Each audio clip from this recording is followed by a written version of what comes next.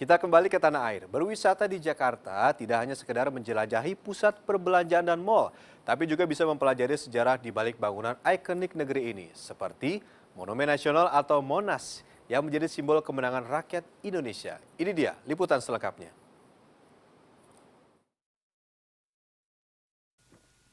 Menjulang tinggi bermahkotakan emas. Inilah Monumen Nasional atau Monas yang menjadi ikon landmark kebanggaan kota Jakarta dan bangsa Indonesia. Monas dibangun di masa pemerintahan Presiden pertama Indonesia, Insinyur Soekarno, pada tanggal 17 Agustus 1961 sebagai wujud kebanggaan atas perjuangan bangsa Indonesia dalam meraih kemerdekaan. Melibatkan dua orang arsitek, Friedrich Silaban dan R.M. Sudarsono, Monas dirancang dengan konsep universal yang abadi, lingga dan yoni, yang melambangkan kesuburan. Selain itu, Tugu Monas juga bisa ditafsirkan sebagai sepasang alu dan lesung, alat penumbuk padi yang biasa digunakan para petani tradisional sebagai simbolisasi negeri agraris Indonesia.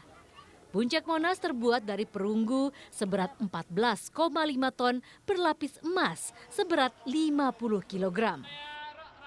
Khusus bagian puncak Monas yang terbuat dari perunggu dilapisi emas ini, Bung Karno menyebutnya lidah api sebagai simbol semangat perjuangan bangsa Indonesia.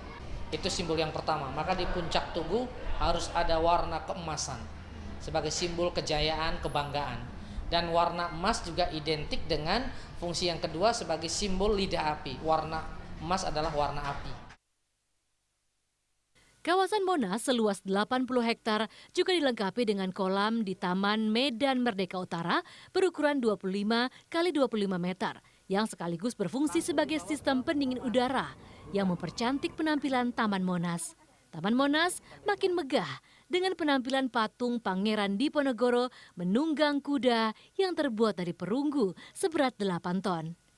Patung ini dibuat oleh pemahat Italia Profesor Coberlato sebagai hadiah dari Konsulat Jenderal Honoris Dr. Barrio Bros di Indonesia. Tak main-main dalam menentukan desainnya, Presiden Soekarno yang terinspirasi Menara Eiffel di Paris, Perancis menggelar sayembara desain monumen. Berbagai desain yang diusulkan sempat ditolak karena berbagai alasan, dari biaya yang terlalu mahal hingga pemaknaan filosofi yang kurang tepat. Luasnya Taman Monas membuat pemerintah menyediakan kereta gratis untuk mengantarkan para pengunjung dari pintu masuk pelataran hingga ke pintu masuk monumen. Biaya masuknya pun cukup murah, hanya Rp5.000 untuk sampai ke cawan dan Rp10.000 jika Anda ingin naik hingga ke puncak. Di dalam kawasan monumen, kita disuguhi pemandangan relief, hasil karya seorang seniman asal Bali yang mengisahkan fase berdirinya bangsa Indonesia. Mulai dari zaman Kerajaan Majapahit, masa perjuangan meraih kemerdekaan, masa pergerakan nasional, hingga masa pembangunan. Sementara di dalam Museum Sejarah Nasional, pengunjung diajak mengenali sejarah fase kehidupan manusia Indonesia, mulai dari zaman purba melalui 51 diorama.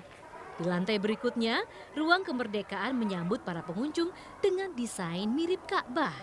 Di ruangan ini pengunjung bisa melihat naskah asli proklamasi dan mendengar suara asli sang proklamator ketika mengumumkan kemerdekaan Indonesia. Di bagian cawan setinggi 17 meter, kita bisa melihat ruang terbuka hijau yang makin tampak cantik dengan perapian pedagang kaki lima yang dulunya banyak mangkal di dalam kawasan Monas. Tapi rasanya tidak lengkap bila kita tidak naik hingga ke puncak Monas. Meski harus sabar mengantri di tengah deretan manusia yang mengular, semua kelelahan itu akan terbayar dengan pemandangan spektakuler di puncak setinggi 115 meter. Ya, puncak Monumen Nasional ini berada pada ketinggian 115 meter di atas permukaan tanah. Dan di sini kita bisa melihat seluruh kota Jakarta dari berbagai arah mata angin. Kalau dari sisi utara seperti saya berada ini, kita bisa melihat di situ ada Istana Negara, ada Masjid Istiqlal, serta paling ujung sana ada Kepulauan Seribu. Di puncak monumen juga dilengkapi teropong untuk melihat bangunan-bangunan di Jakarta agar terlihat lebih jelas.